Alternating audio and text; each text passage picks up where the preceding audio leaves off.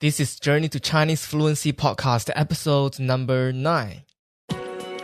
Embarrassing moment, culture insights, proven methods to achieve Chinese fluency. Skip that learning curve with the Journey to Chinese Fluency podcast. Now, your host, Victor Yang. Hello everyone, Victor Yang here and welcome to Journey to Chinese Fluency. Today I am joined by Anthony Jarvis. Anthony is from Darwin, Australia, now living in London, England since 2012.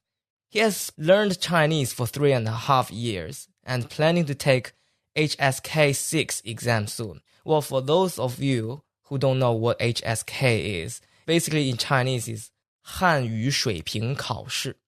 This is basically a Chinese proficiency test.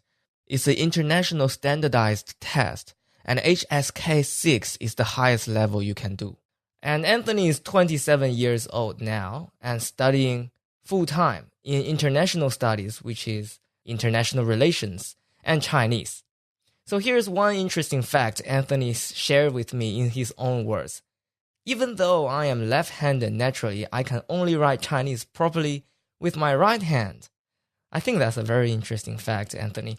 Hello, Anthony. Welcome to the show. Hi, how's it going? Yeah, I'm great. Yeah, that's a very interesting fact. How come? Like, you're naturally left-handed, you write Chinese with your right hand? Okay, so when I first went to China, I went for 1 month and I went to Anhui.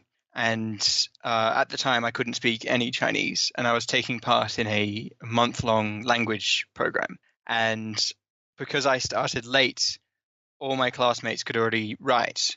And so they gave me sort of a supplementary class to help me catch up. And the teacher that was taking that class was a sort of a very old gentleman, must have been in his 80s and very old-fashioned when it comes to writing.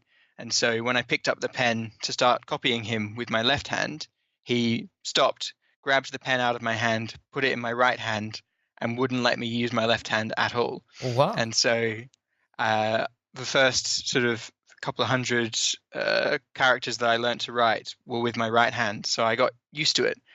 And then I discovered that to do with sort of stroke order, it's much easier to write with your right hand because stroke order is very dependent on sort of which character is done in which direction. And so when you're doing left hand, sometimes it flips and you have to push the pen instead of drag it. So it's actually much easier to write with your right hand. That's true. That's true. Especially if you do Chinese calligraphy. Yeah, exactly. Right. Was that a Chinese teacher? Yeah, he was proper Anhui. I see. Very interesting. Well, let's start the show. So are you ready to share with us your journey to Chinese fluency? Oh, absolutely. Awesome. Let's do this. So first, Anthony, feel free to help us to fill in the blank a bit for the introduction. Okay.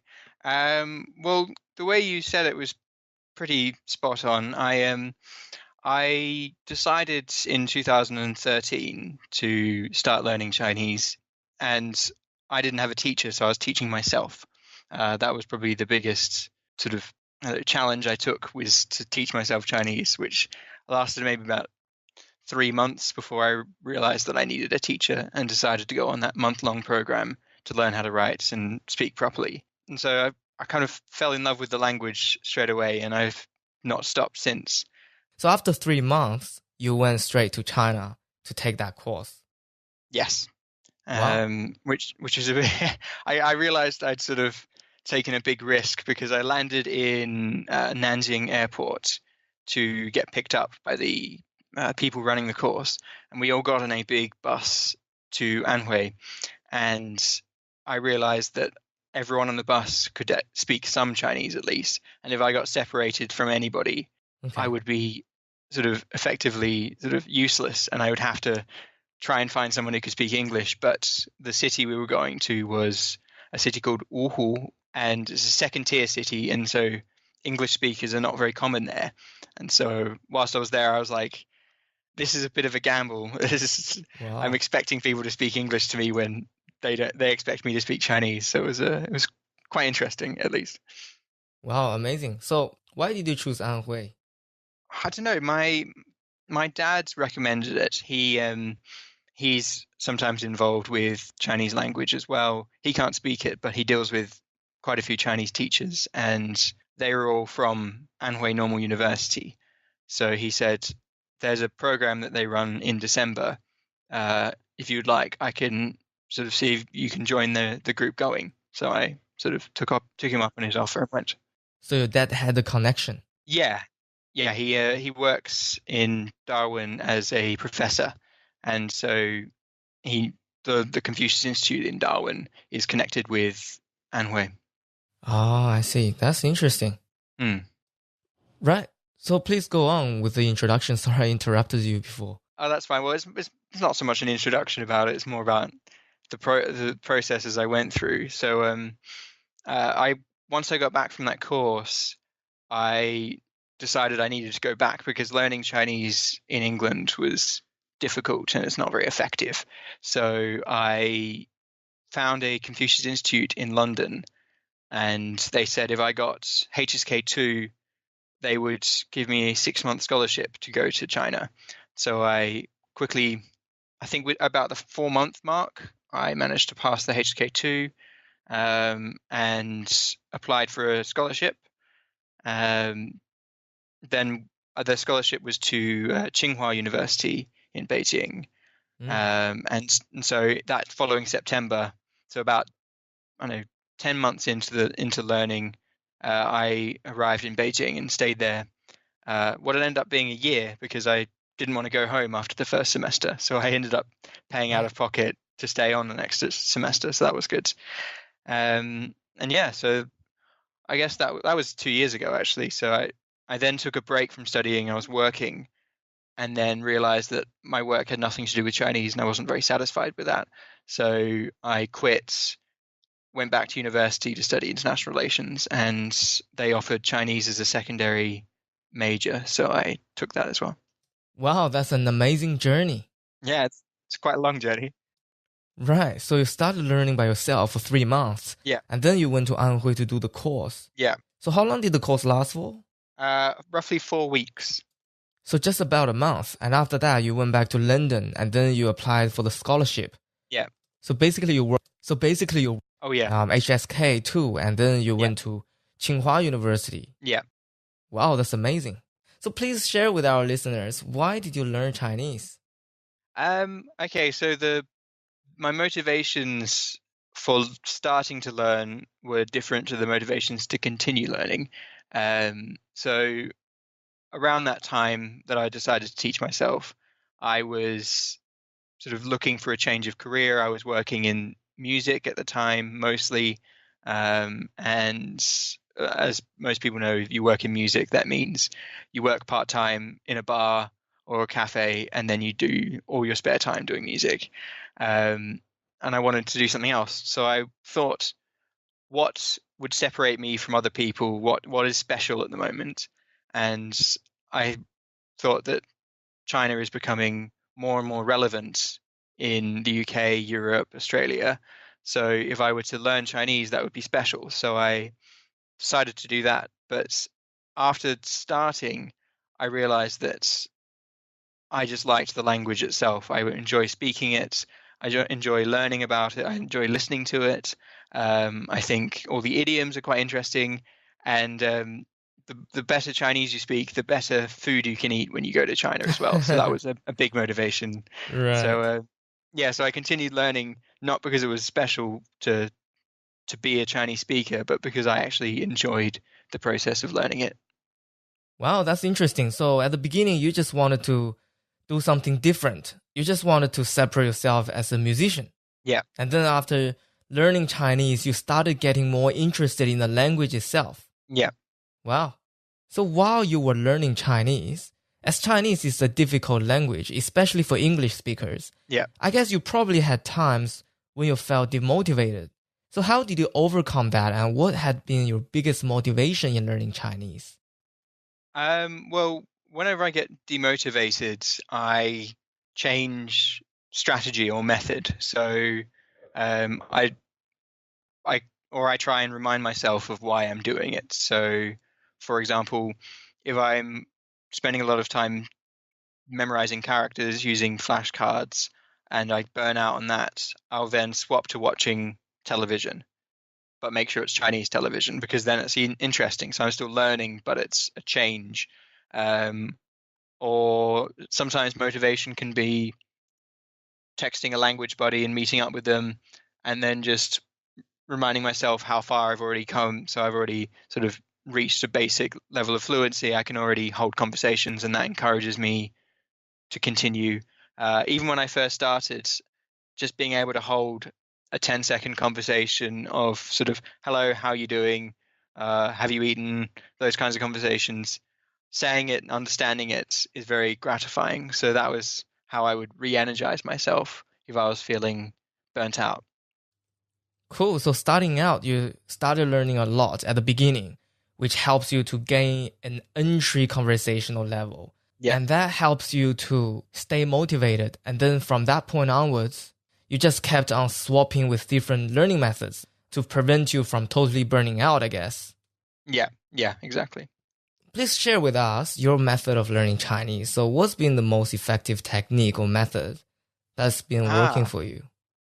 Okay, so when I first started learning, I'd say my listening skills were the worst. I could speak. For a beginner, I was relatively good at my pronunciation, but the moment somebody responded to me, I would have no idea what they said. Mm-hmm. So I immediately tracked down lots of kids' television shows to watch. So I watched a lot of what's it called, Sesame Street. That's been dubbed in Chinese. Lots of, like, there's a British show called Pocoyo, which was dubbed in Chinese as well. And then I just listened to that a lot for hours a day to get my listening ability up.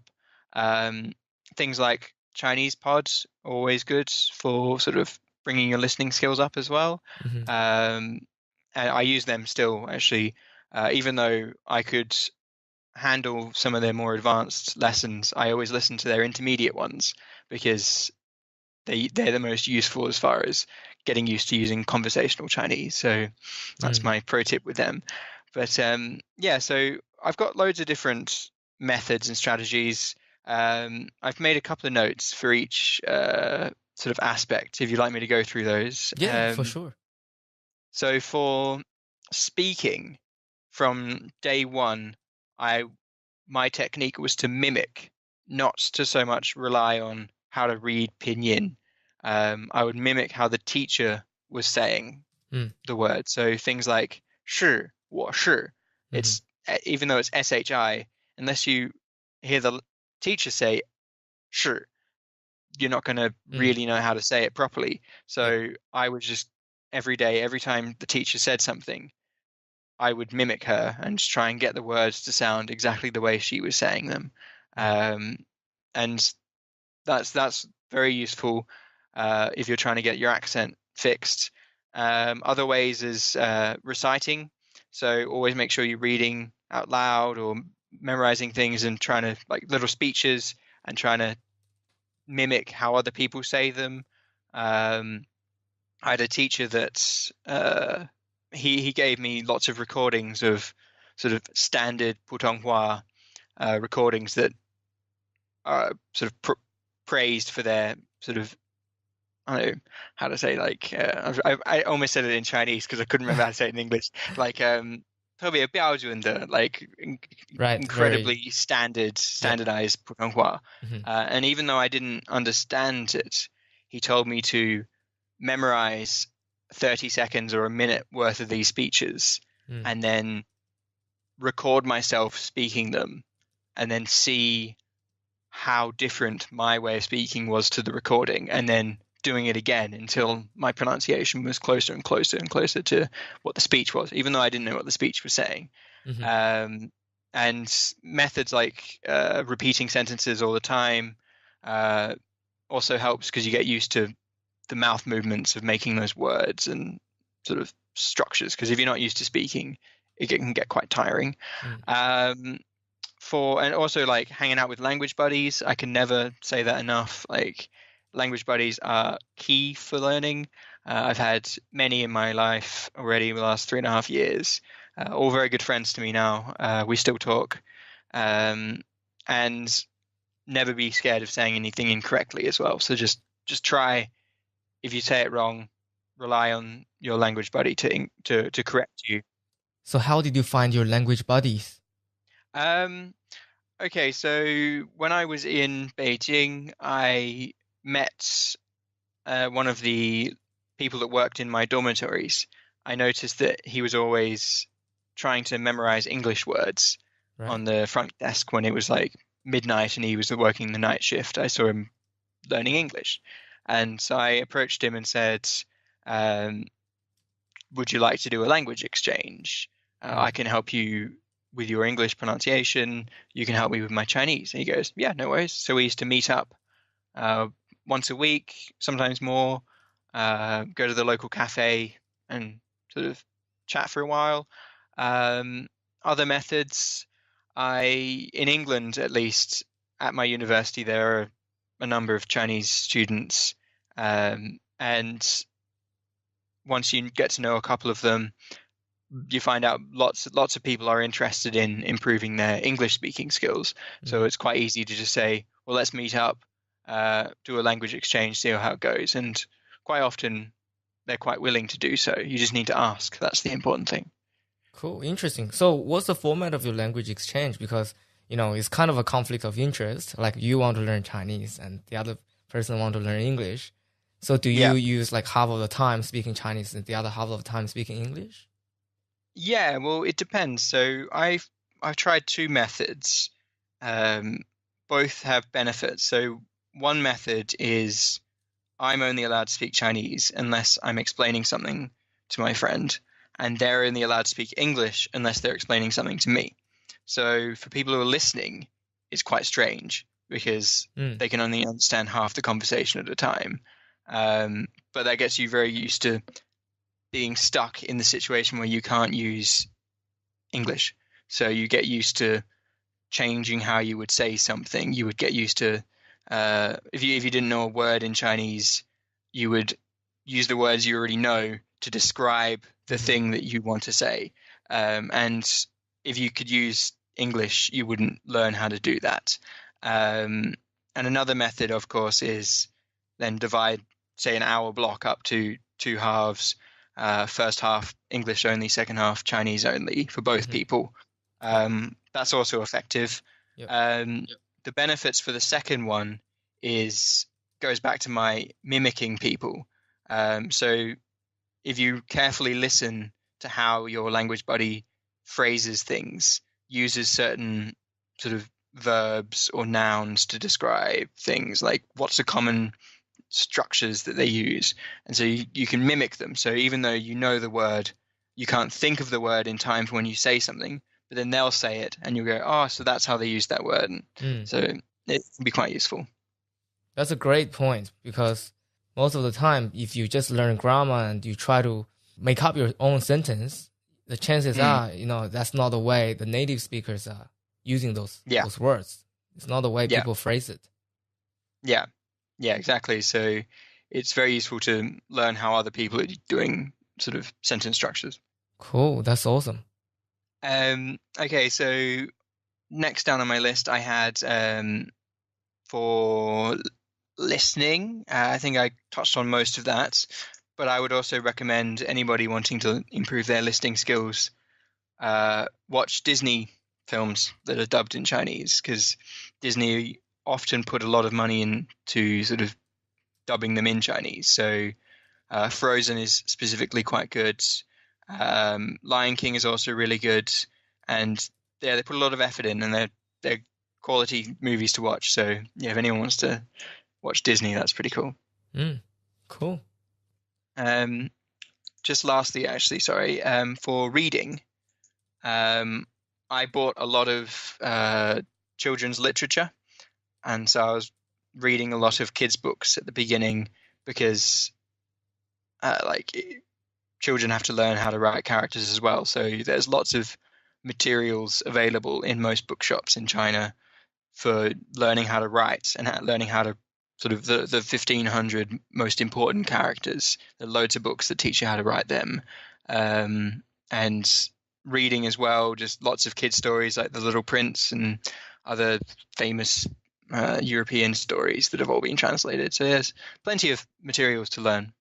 Great. So I guess key stuff is really a good starting point, as the vocabulary for keys and the things for keys are definitely on the easier side. Yeah, exactly. So it's definitely a good starting point to learning the language. Yeah. What have been your biggest challenge in learning Chinese, and how did you overcome it? Well, I think I briefly just touched on it before. My biggest challenge was listening at the beginning. And so I've already spoken out how I overcame that. Just made sure I was listening to lots of things. Yeah. But then I realized the next challenge was characters. So, and especially characters matched with the massive vocabulary that is the Chinese language. So there are lots of, what's the English word? 近义词 is what in English? Synonyms. Yes. Yeah. There's loads of synonyms in Chinese, and I think that was probably the biggest challenge. Characters and then synonyms. How I overcame them, lots of reading, lots of sort of flashcards for characters. There's no shortcut for characters. You just need to learn them. If you learn how to write properly, it's easier to remember them because you can break down characters into small parts and you can see that sort of they're just a combination of certain radicals. So you get used to it. And yeah, for synonyms, you just make sure you're reading a lot. I think reading is the best way to overcome that because you see these words used and in the sort of circumstances that they are used. So then you know that you should be using one in a set circumstance and another in another one. So I think there's no shortcut on that as well. You just need to read lots. Right. So how much time do you dedicate to learning Chinese every day? Well, I wouldn't count what I do as learning Chinese because all I do is just watch television and sort of I sometimes use memorize, but maybe a couple of hours a day. But it's not like formal set 1 till 3 p.m. or anything like that. It's just, I don't know, just make sure I spend some time just learning something new, watching something I've not watched before, just slowly chipping away. Or as they say in Chinese, 戒而不舍, like chip away and don't give up. Did I say that correctly? 锲而不舍, yeah? Yeah. Yeah, exactly. So just a little bit every day is probably how much I do. Great. Did you have to deal with any accent or dialect when you're learning Chinese?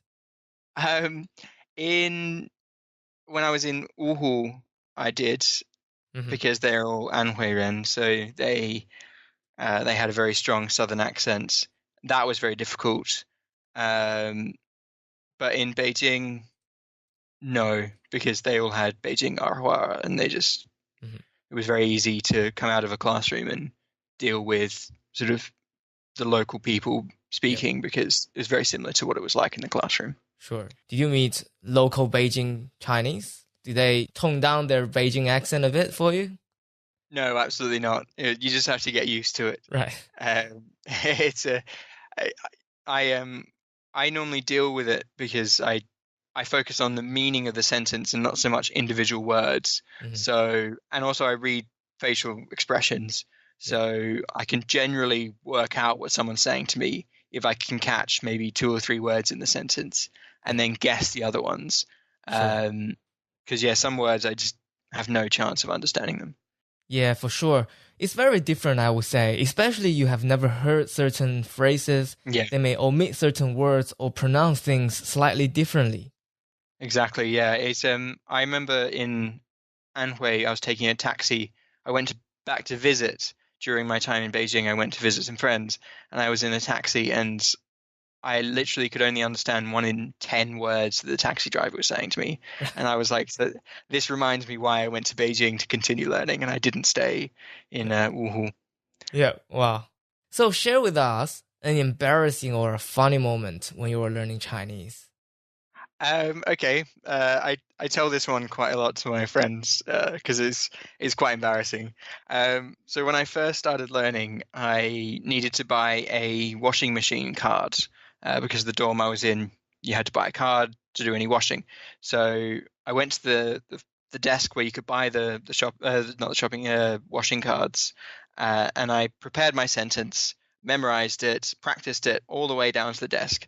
Got to the desk, said the sentence, and they understood it. They thought it was brilliant, and then immediately responded to me with, "Your Chinese is very good," but it was in Chinese, so 你的中文真好. And I had no idea what they said to me, and it was really embarrassing because then I immediately said, "Oh, 对不起，我听不懂." And so in hindsight, I think that's really embarrassing and funny because they're like, "Oh, your Chinese is very good," and I say, Yeah.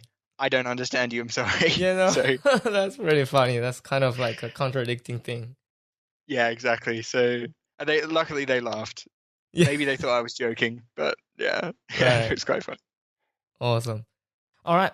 Tell us a success story, a most rewarding moment after you have become fluent in Chinese. Okay, so on my way back from my year stay in Beijing, I was sitting next to two lovely middle-aged ladies from China, and they didn't speak any English at all. And so when we were going to land in Heathrow, the flight attendant was going around handing out boarding passes, so not boarding, landing cards for non-visa holders, also non-passport holders for visa holders. And obviously they didn't understand the flight attendant. They saw me wave one away. I was like, "Oh, I've got a passport. I don't need it." So they mimicked me and also waved the pass away. And I was like, no, you need these. They're for you, not me. And so I helped them. I translated the cards for them, and then I helped them fill them all out. Wow. And then when we got to the what's it called, immigration part, what's it called, where you enter, and if you're not The custom? European, your customs, yeah. So if you're not European, you go to one area. If you're European, you go to another one. But I was scared that they'd get to the front of the queue and the person doing the visa check wouldn't understand Chinese. So I lined up with them in their queue, which took maybe 3 times longer than mine.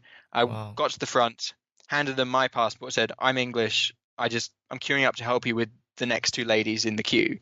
And they were like, "Oh no, I'm sure I won't need help." And the 2 ladies came up and didn't speak any English. And I had to sort of interview them. So the person at the gate was like, "Okay, why are you in China?" And I had to sort of translate to the ladies, get their response, translate it back. So I acted as sort of an Wow. official translator for these ladies. That's so nice of you.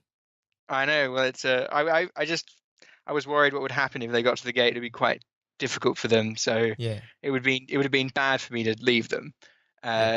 So I helped them get through, and they were very thankful.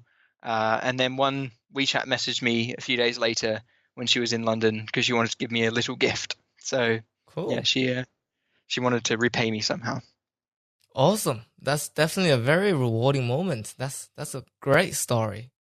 Oh, thanks. Yeah, it was proud moment. I think my mum was very proud when I told her that story. Yeah, definitely. So aside from studying Chinese at the moment, what else are you doing with your Chinese? Okay, so apart from studying, I took part in the Chinese bridge competition this year. I got to the national semi-finals, which is relatively easy to do because most institutes don't have many contestants that want to go. So it's quite sort of simple to get through the first round. Unless you're a very competitive university, then you have to compete. So I got to the semi-finals, which was good.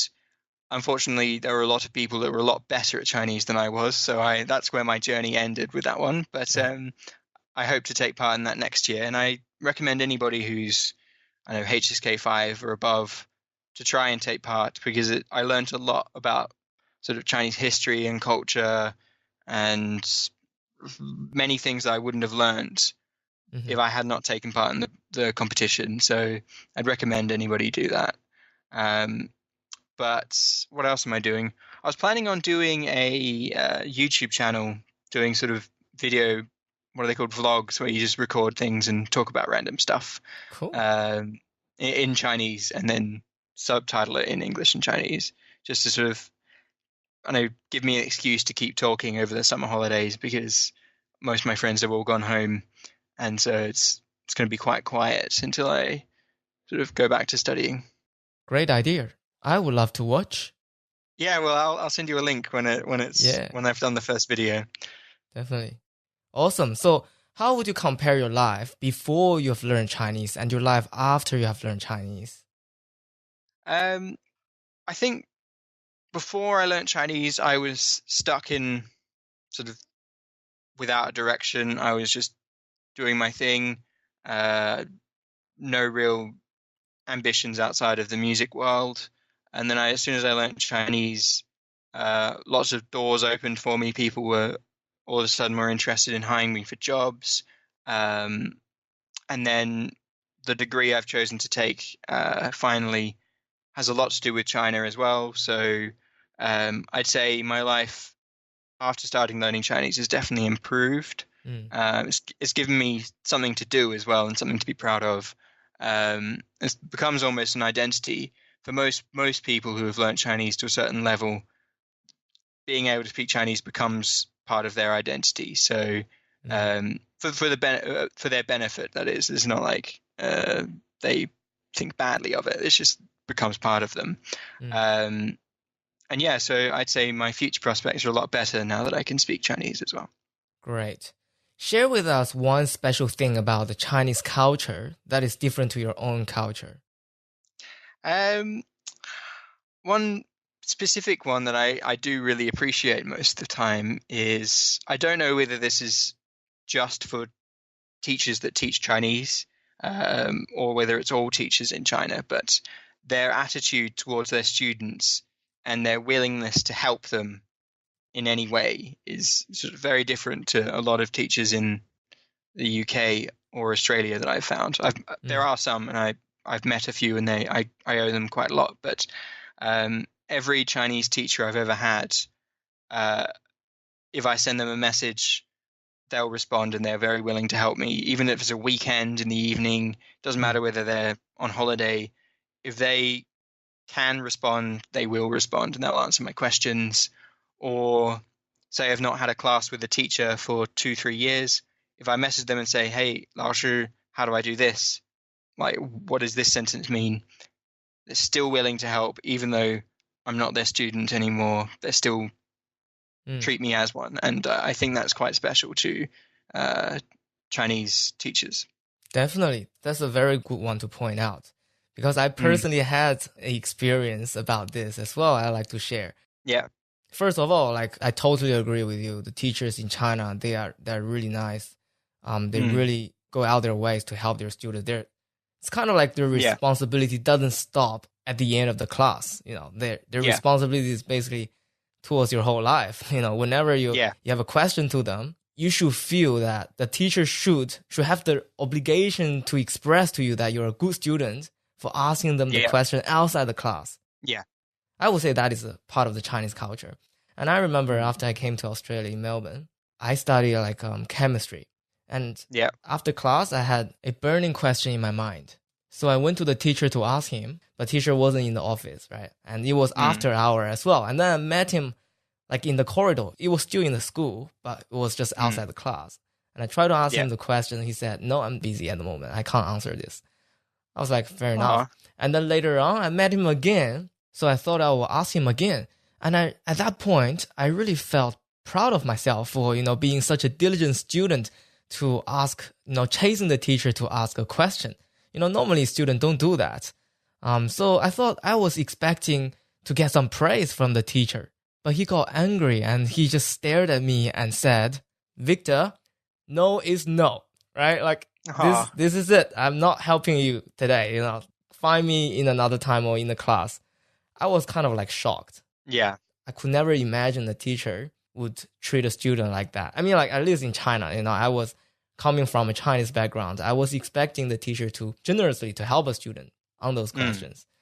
But this is definitely a big culture difference. Yeah, I definitely found that. Yeah, so there are some teachers, especially in Australia, that will give you more of their time outside of class, but they are less common. Yeah. Is there a favorite city for you in China? Um, I don't know. I because uh, Wuhu is the first place I learnt Chinese. I always have a special connection with it, and I always enjoy returning and meeting up with my old friends Mm. and walking around. It's quite a small city as well. By small, I mean 2 or 3 million people. It's compared to Beijing, it's small anyway. Yeah. But I really like Beijing as a city. I spent most of my time in the northwest of it, at least, so Wudaokou area. Mhm. Um, but I also went to Yuan quite a lot and Yuan quite a lot because the parks are really nice. Mm. The Olympic Park is really nice. I find Beijing to be quite refreshing for a large city. Mm. It doesn't feel like a large city most of the time. It's just a sprawling village half the time. Yes, definitely. There's so much to offer in Beijing. You can do, you can find everything. Yeah, exactly. So it's yeah, and I especially like the Hutong areas. Mm. I know loads of Westerners say that, but I used to go to the Hohai area Mm. quite a lot. Yeah. Um, and there's plenty of cool venues there. I actually really like Beijing because of its underground music scene as well. Mm. Um, there's plenty of really cool rock bands and rappers and Mm. metal bands that come from Beijing that have been really influenced by 90s sort of I don't know, post-rock music, or like they're genuinely really good bands. Mm. Um, but they're not popular outside of China, and they're not really well known in China at least either. So, Mm. but if you get a chance, if you go to the local music venues in Beijing, they're very good. Great tips. Is there a tool, an app, or a website that you cannot live without in learning Chinese? Um, I've got two. Right? First one is Memrise. I basically would not be able to get through the HSK6 vocabulary if it was not for a program like Memrise, just because of the way it rotates its flashcards and it's quite smart. Mm. Um, I use that quite a lot. And the other thing would be Chinese Pod, because I've been listening to them for years, and um, yeah, I find their lessons to be very well structured. I find the introduction, then text, and then breakdown of the text and grammar and vocabulary, and then listen it to the text again to be quite a useful format. And if you do that, if you listen to 2 or 3 lessons a day, that takes up maybe 45 minutes, and it's quite helpful. Mm. Cool. So if you are to recommend our listeners only one book in learning Chinese and the Chinese culture, what would that be? Oh, one book that is difficult because I'm just looking at my bookshelf at the moment, see if I can find one. Um, I can't remember. It was written by an American guy. I'll look up the name of the book and perhaps I'll message to you. So if you have a information section on this. Okay, no problem. I'll put that in our show notes. The other one I would say is during my current lessons in Chinese, because they're making me take beginner Chinese again because they don't have an advanced speaker class for my degree, and they're not, at least not at the year I'm in. I really like the new practical Chinese reader books, the ones that the Confucius Institute use. I find them to be very well structured, and the grammar is very good, and they've got sort of CDs, and then you can look it up, the videos on YouTube as well, to watch them sort of live act the text. It's quite interesting. Okay. New practical Chinese book. Yeah, I think that's what new practical Chinese reader, I think is what they call it. Right, cool. All right, I'll put that in the show notes. So if you have another book, feel free to message to me, and that's going to be a mysterious resource for our listeners. Yeah, the mystery book. Yep. Well, now teach our listeners your favorite Chinese quote, phrase, or expression.